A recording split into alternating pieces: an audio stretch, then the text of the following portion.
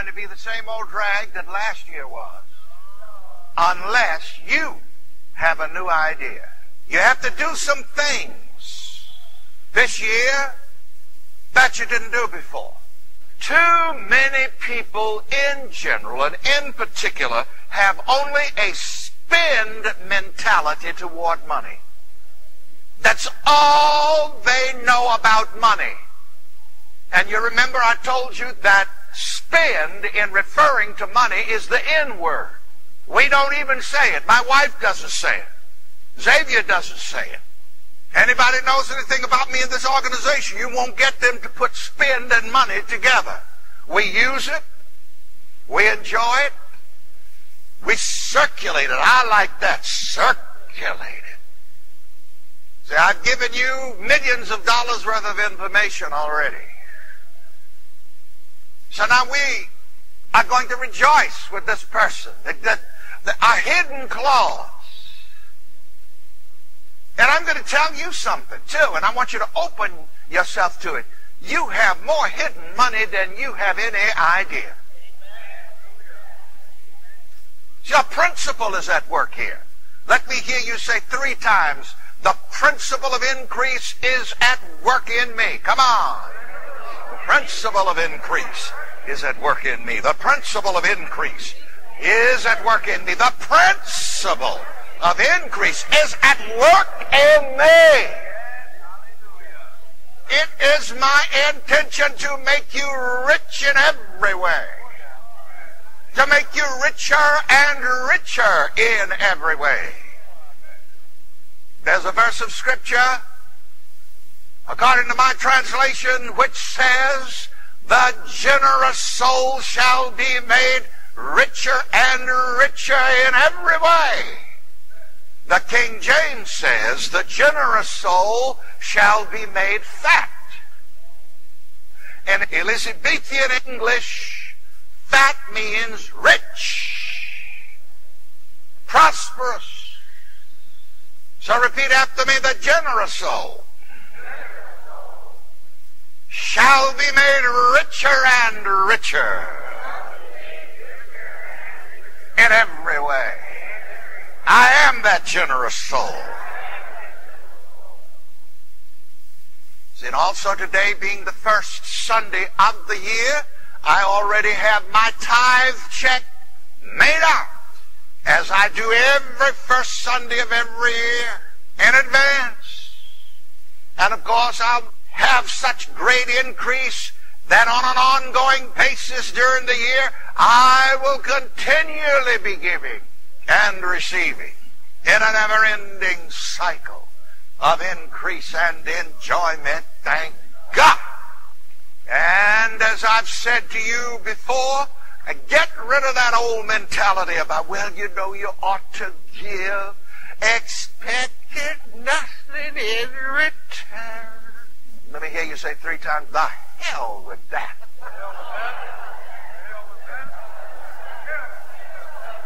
Come on, use some body language. Say it 3 more times. The hell with that. The hell with it. The hell with that.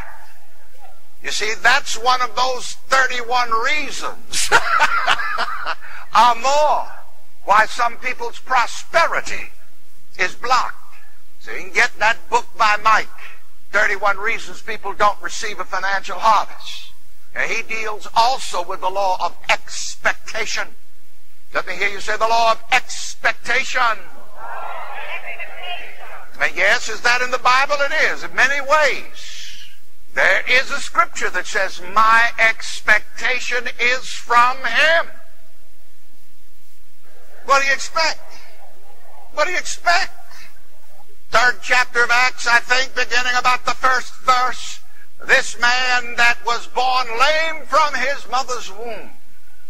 You see, he had a consciousness that he was only a body from earth mother. There are 2 episodes of the creation of man in the first few chapters of Genesis.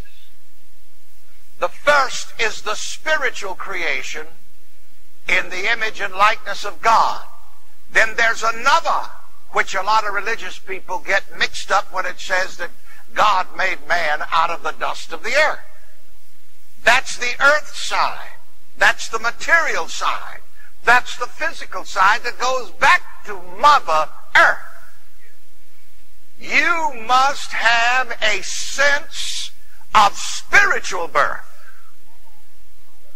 You must have a sense of spiritual origin, source, and supply.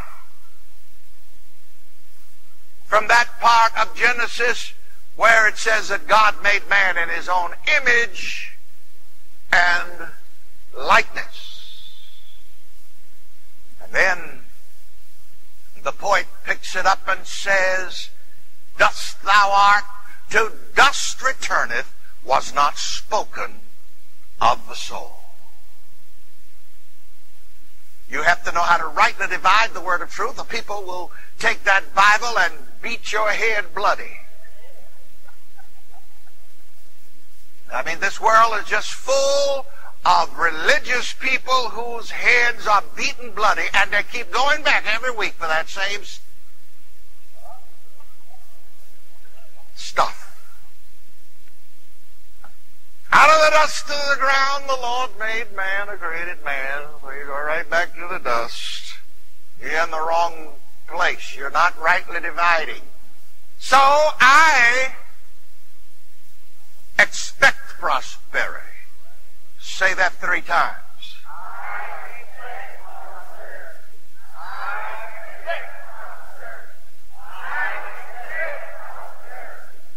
See, and without being ashamed, you know, I'm paying my tithes 1 year in advance. I do it every year because unabashedly and unashamedly I want the blessing. Y'all cannot expect anything if you want to, but I want the blessing. Let me hear you say that. No, I'm not giving it because it is my duty. Because it is an obligation. See, that's another thing. If you give your offerings and your tithes and you do your good works simply to fulfill an obligation, that's exactly what you get. A fulfilled obligation. That's another word I don't like. Responsibility, yes. But I don't like the word obligation. I don't give out of obligation. I give out of love and joy and expectation. The book says that the Lord of the law loves a cheerful giver. The man born lame from his mother's womb had only a physical, material, bodily self-definition. Because you see, all of Earth Mother's children are born lame, but the Heavenly Father's children are born whole. The Heavenly Father's children are created in the image and likeness of God. The Heavenly Father's children are as rich as God. Oh my. He had done lost his mind. Yes, I have, thank God. Dare to shout it, I am as rich as God. Such blasphemy here. I don't know how the Bible thumpers miss it. Right there in the first chapter of Genesis. God made man in his own image and likeness. And then the translator backs it up and says, in the image of God made he them. In other words, knuckleheads, don't miss this. I'll put in a new independent clause here. But what do? You cling to the material earth aspect and identify yourself only as a child of Earth Mother. And Earth Mother is a mother. There's something wrong with every one of our children. Dust thou art, to dust returneth. But thank God it was not spoken of the soul. It was not spoken of the spirit man. I was alive before I came into this body, and I'll be just as much alive when I leave it.